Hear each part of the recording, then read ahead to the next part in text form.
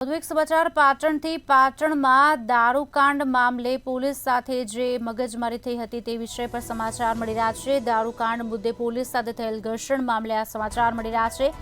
ઉત્તર ગુજરાત યુનિવર્સિટીમાં ઘર્ષણ થયું હતું ત્યારે કોંગ્રેસ ધારાસભ્ય સહિત લોકોના ટોળા સામે ફરિયાદ નોંધાવા પામી છે। 14 લોકોના નામ જોગ 200 લોકોના ટોળા સામે ફરિયાદ નોંધાઈ છે। ધારાસભ્ય કિરીટ પટેલ પૂર્વ ધારાસભ્યએ કોર્ટમાં અરજી પણ મૂકી હતી।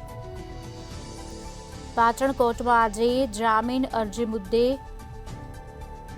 સુનાવણી થશે, જ્યારે હાઈકોર્ટના વકીલ દુર્ગેશ બુચ જામીન અરજીની હિયરિંગ કરશે।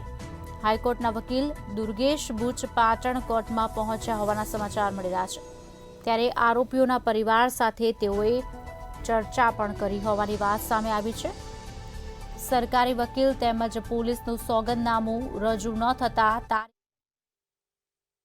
અને બીજા આરોપીઓ સામે જે પોલીસે એફઆઈઆર દાખલ કરી છે એ એફઆઈઆરમાં ધરપકડ એમની ન થાય એ બાબતે એક આગોતરા જામીન અરજીની સુનાવણી હતી। એ સુનાવણીની માં સરકારી વકીલ તરફથી કોઈ મુખ્ય સરકારી વકીલની ગેરહાજરી તથા ઇન્વેસ્ટિગેશન ઓફિસરનું જે સોગંદનામું જે મેન્ડેટરી છે એ સોગંદનામું રજૂ થયેલ ન હોવાથી હવે પછીની મુદત 23 તારીખે રાખી છે। શું લાગે છે કોર્ટ તરફથી આગોતરા જામીન મળી શકે છે? એ તો હવે કાયદાનો વિષય છે, કોર્ટમાં આગળ દલીલ કરશું ત્યારે ખ્યાલ આવશે અને પોલીસમાંથી શું સોગંદનામું આવે છે એની ઉપર મુખ્ય આધાર છે।